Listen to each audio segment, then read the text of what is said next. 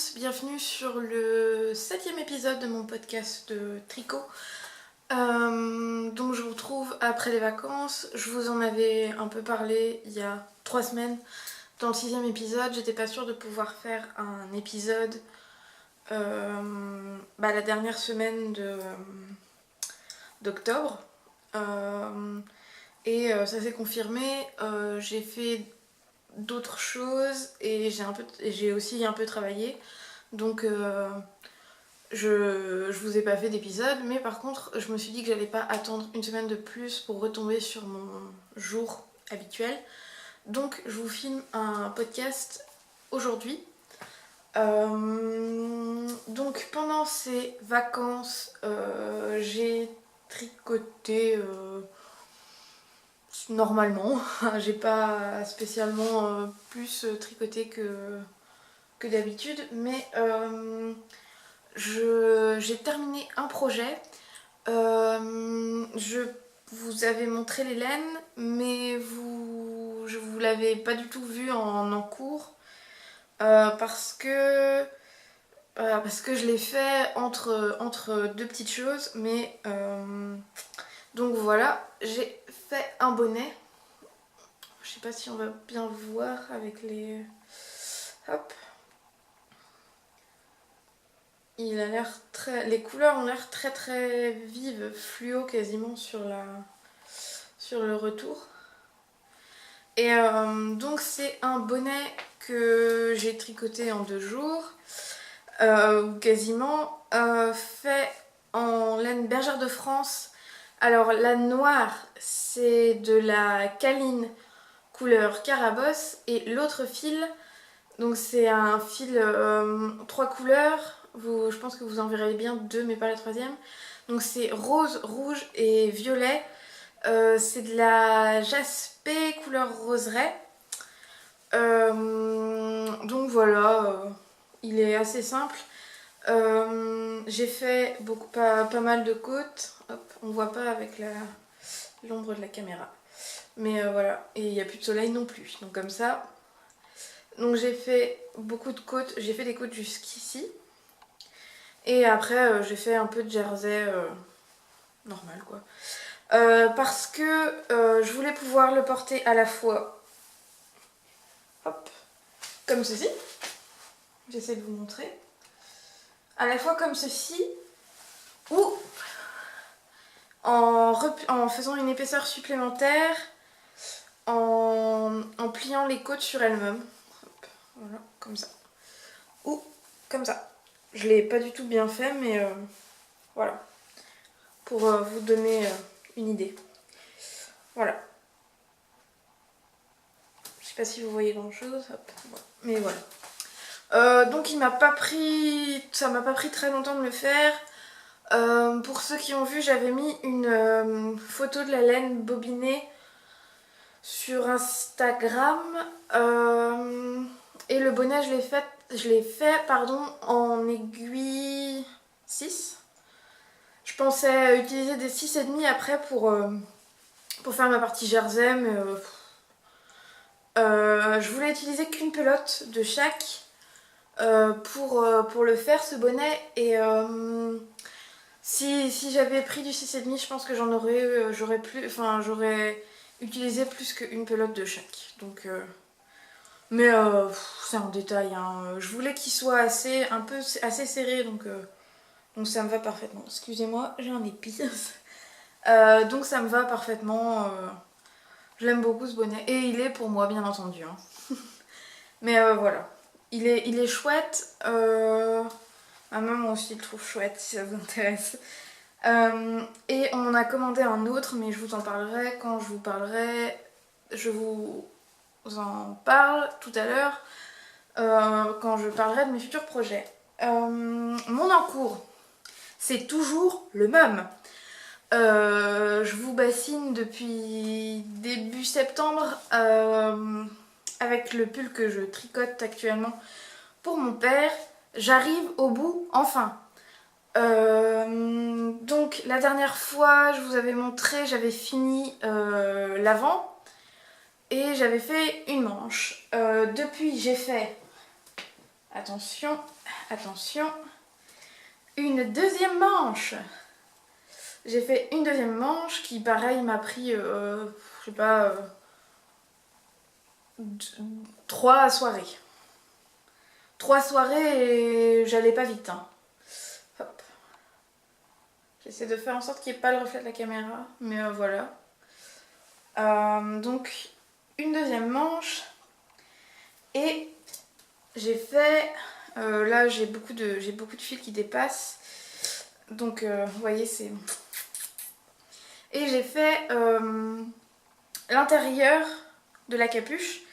Parce que le pull a donc une capuche qui est grise comme ceci. Et l'intérieur est rembourré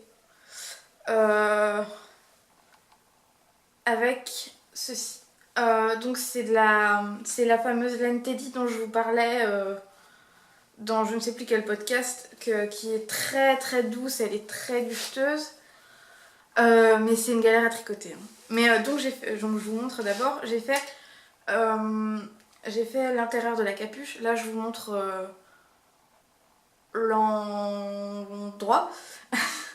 Donc voilà, hop, avec ici, c'est la partie qu'on retrouvera devant le pull qui s'emboîtera comme ceci. Hop, pas comme ça, mais ça s'emboîtera. Ça s'emboîtera comme ceci dans le trou que j'ai laissé pour le pull, que j'ai laissé dans le pull, dans l'avant du pull. Donc oui, elle est super douce, elle est très... C'est un bonheur de la toucher. Mais le reproche que j'ai à lui faire, c'est que comme elle est très... c'est comme Make Me Feel avec sa laine bouclée. C'est que, et encore là, moi j'ai de la chance, c'est blanc, mais comme vous avez un fil qui est très fin, hop, on voit même, ça veut pas focuser avec mon visage. Le fil est très fin et il est lui aussi un peu rembourré, il a beaucoup de pompons. Et du coup, c'est vraiment... C'est dur de tricoter avec. Les premiers rangs, ou même ne serait-ce que le tout premier rang après mon montage, je me suis dit dans quoi je me suis lancée parce que je voyais pas les mailles et que ça m'énervait, vraiment, ça m'énervait. Mais je m'en suis sortie. Finalement, je l'ai faite en 2 ou... Non, pas 2, mais peut-être 3 ou 4 jours. Pareil, je me suis pas mise à fond, j'ai fait d'autres choses à côté, mais au début, je me suis vraiment dit, je vais jamais m'en sortir et les 2 semaines de vacances, je ne vais faire que ça, je ne vais faire que tricoter l'intérieur de cette capuche parce que au début, c'était horrible. Donc il ne me reste plus que l'extérieur en gris foncé à tricoter. Et après, il ne me reste plus qu'à tout assembler. Et c'est vrai que ça commence à faire un sacré paquet de laine parce que j'ai toutes les pièces. Hop. J'ai toutes les pièces du pull avec moi, donc sauf la capuche. Ça fait un sacré tas. Ça fait un sacré tas de laine à trimballer avec moi. Donc pour ce pull, je pense que pour le prochain podcast, donc dans 15 jours, il sera fini. Mais il est fort possible que je l'ai déjà donné à mon père, donc je pense que je vous ferai pour la prochaine... Enfin, je vous filmerai un petit bout où je vous montre le pull. Mais je le ferai avant parce que mon objectif donc c'est mercredi prochain, on est le 11 novembre, donc c'est un jour où je serai tranquille dans mon petit chez moi à Brest, toute seule, et je sais que j'aurai le temps de faire toutes mes coutures le mieux possible et je pense que ça ira très bien. Donc mon objectif c'est de le finir la semaine prochaine. Donc de tricoter la capuche, bah là juste après le podcast, je vais commencer comme à chaque fois, je fais un podcast, je commence une nouvelle partie. Voilà, c'est tout ce que j'ai en cours. Par contre, j'ai deux futurs projets en plus, donc ma queue sur, sur Ravelry augmente. Je suis passée de 3 à 4 projets. 4 Pourquoi de 3 à 4, pardon. Un cinquième éventuellement, mais ça j'ai pas de patron, je le fais d'instinct. Donc mon prochain projet, celui-là, je vais le faire là dans les... Je pense que je l'aurai commencé pour le prochain podcast.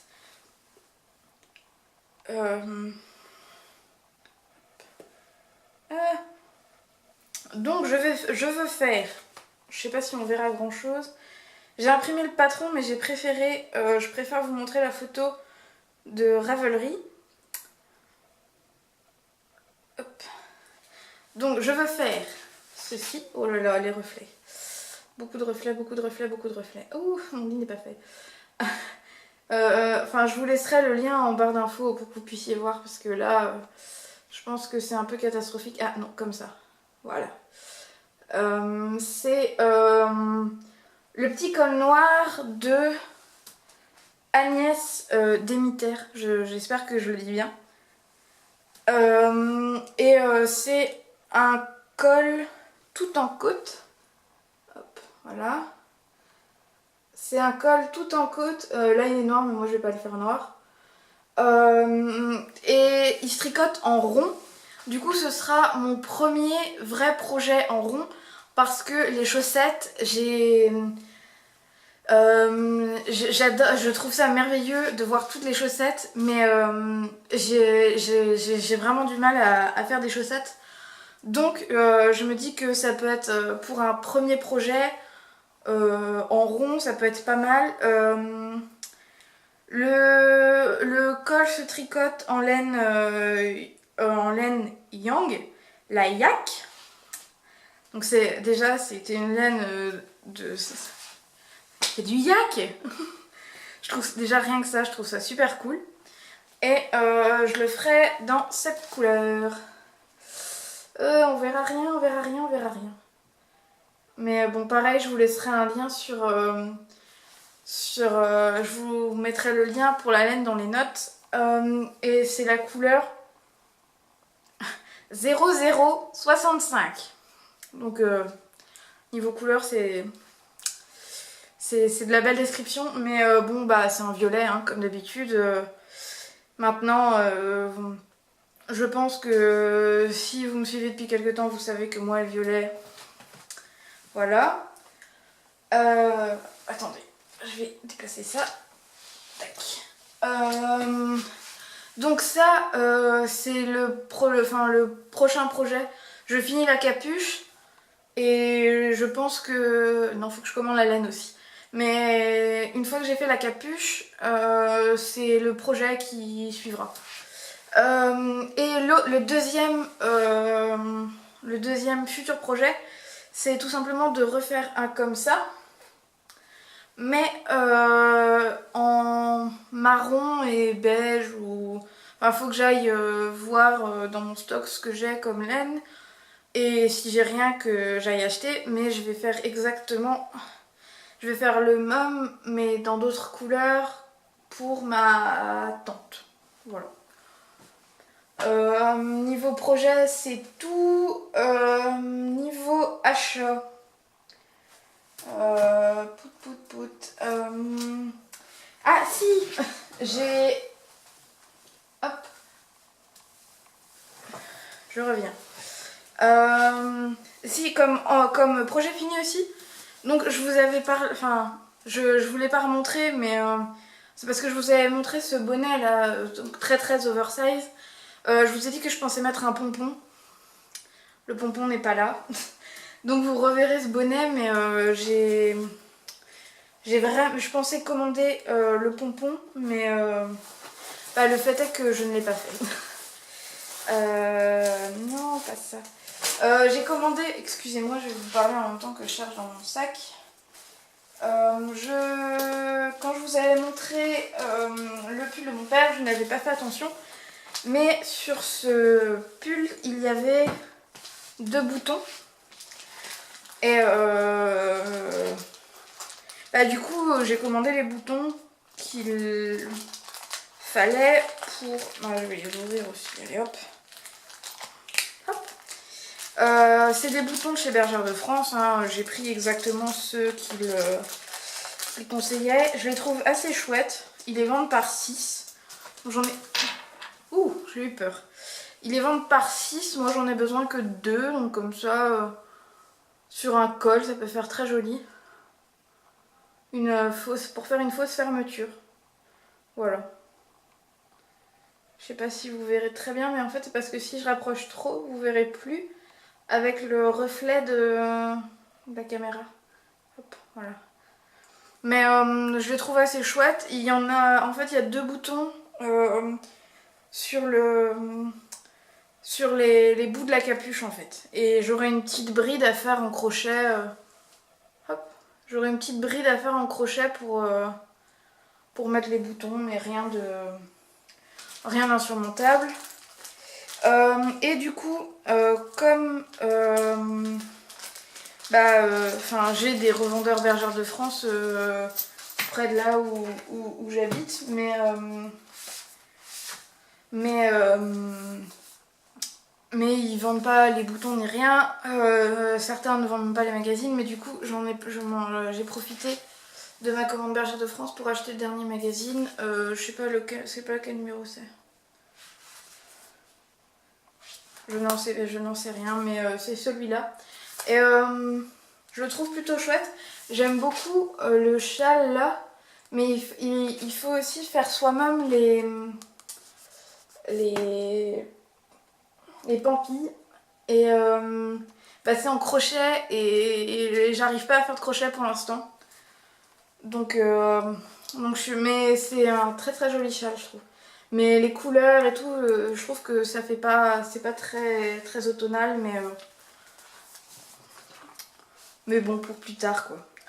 Il y a plein de jolis modèles. Je vous montre pas spécialement de choses, mais moi j'aime bien le magazine Bergère de France. Il y a toujours des jolies choses ou des choses qu'on peut piquer pour mettre ailleurs ou...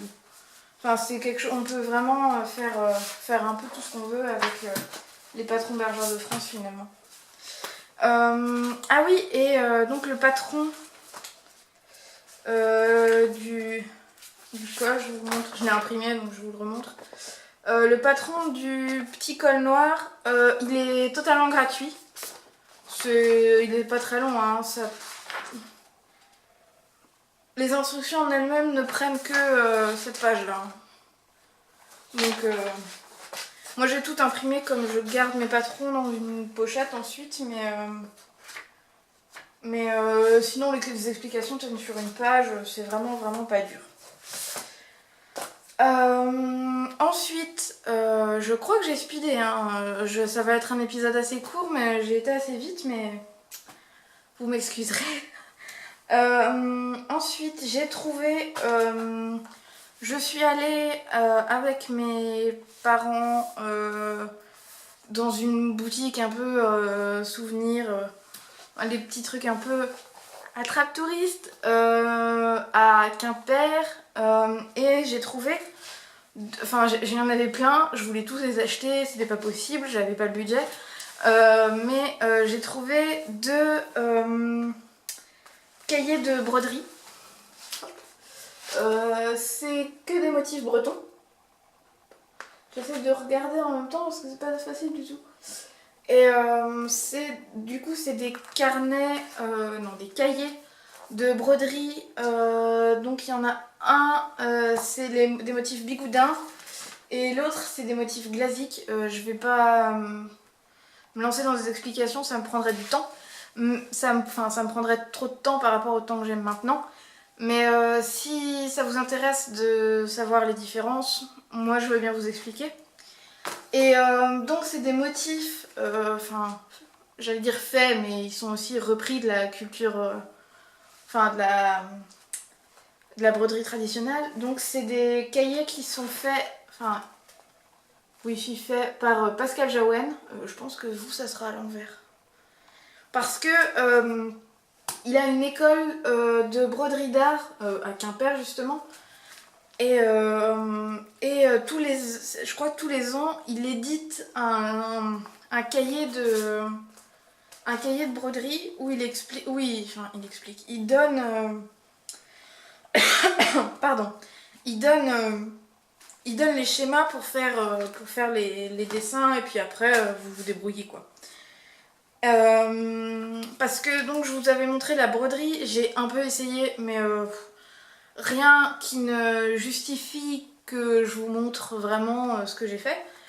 Mais quand j'arriverai à un résultat qui me satisfait, je vous montrerai ce que j'ai fait. Alors, je voulais essayer de trouver une feuille pour pas montrer. Enfin, après, vous avez. Enfin, le bouquin est fait, c'est assez. Je disais ça, c'est assez sommaire. Vous avez. Je voulais pas vous montrer, mais. Vous avez. Ah bon, je vais le plier, tant pis. Vous avez une page. Parce que, ouais, je veux pas vous montrer comme c'est des. Les bouquins, je les ai achetés, donc. Donc il y a une petite introduction qui vous présente la personne. Vous avez sa légende. Et puis des petites choses de mise en garde, voilà, rien de... Et ensuite, vous avez... Là, c'est là qu'il faut que je trouve une feuille blanche. Enfin, blanche. Si, dans l'idéal, blanche, mais... hop. Et vous avez... vous avez 2 pages par motif, en fait. Vous avez... Hop, je vous montre. Hop, je ne vois plus rien. Hop. Hop. Parce qu'en fait, vous avez une page avec des explications, donc c'est celle que je recouvre pour pas les dévoiler. Mais ensuite, voilà, vous avez une page qui est la page de calque. Et puis voilà, vous brodez à partir de ça, en suivant la légende qui est donnée après au dos, quoi. Et voilà. Et oui, parce que Pascal Jaouen, c'est quelqu'un, je pense qu'il est... Enfin, dans le milieu de la broderie, je pense qu'il est assez connu. Mais en Bretagne, oui, il est très connu parce que c'est le spécialiste... de la broderie bretonne. Il y a mon autre. Donc je vais vous montrer aussi le premier motif de l'autre livre. Comme ça. Et c'est le spécialiste de la broderie bretonne. Donc c'est des cahiers que j'avais vus et qui sont assez difficiles à trouver et qui deviennent assez vite chers. Donc hop, voilà. Et donc c'est pareil, hein, vous avez le même principe d'abréviation. Voilà. Avec toujours le principe du calque. Hop. Et des explications. Mais je sais pas combien de modèles il y a 12. 12 dans celui-là et 12 dans l'autre. Et je sais qu'il y a un 3e cahier qui doit... je crois qu'il y a un 3e cahier, mais je sais que le 3e cahier, je peux le trouver assez facilement autre part, donc je me suis pas attardée sur le 3e cahier. Mais oui, j'avais préparé un petit modèle de broderie parce que là où j'ai trouvé ces cahiers, il y avait aussi des petits kits qui vous proposaient tout ce qu'il faut pour réaliser un motif. Et les kits étaient vraiment super jolis, mais le prix, à mon sens, était incroyablement élevé. Je me rappelle plus vraiment du prix, mais c'était vraiment... J'ai trouvé vraiment ça cher.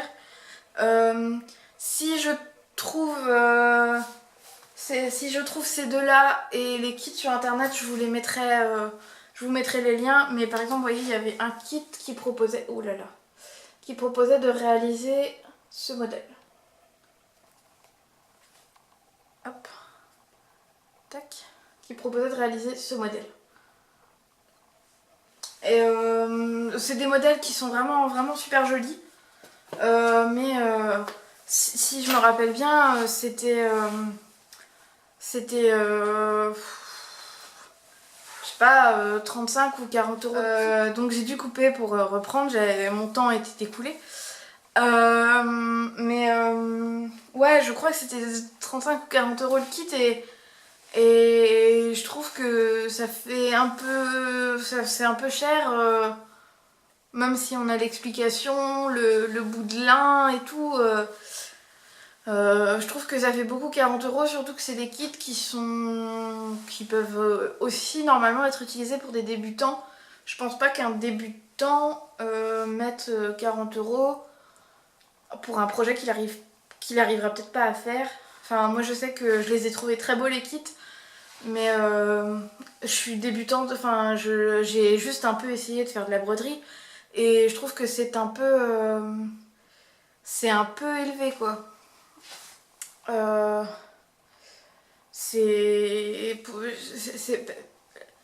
Ils sont très beaux, mais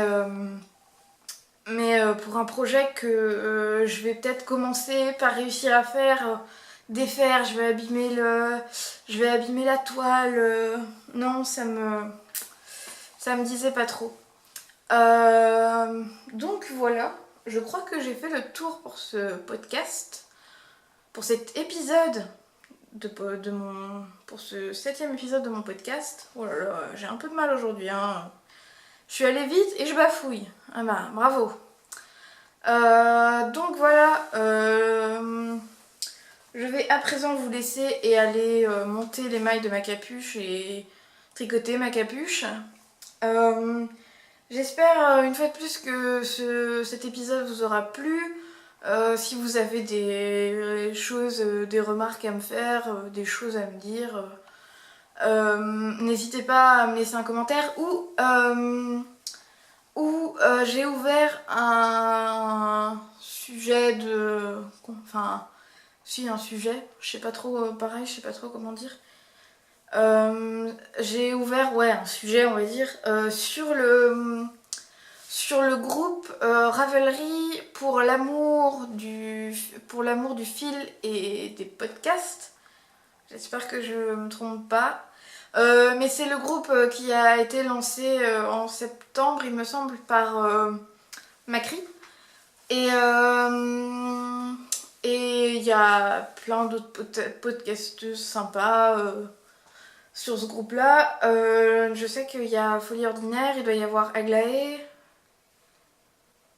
Pivoine Noire, enfin il y a d'autres filles, je vous laisserai le lien du groupe directement en bas je pense. Et c'est vrai que c'était une bonne idée de la part de Macri de faire ça parce que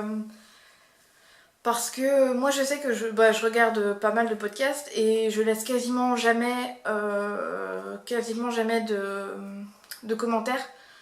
Je sais pas pourquoi, mais je laisse pas de commentaires. Et pourtant, j'en regarde une multitude.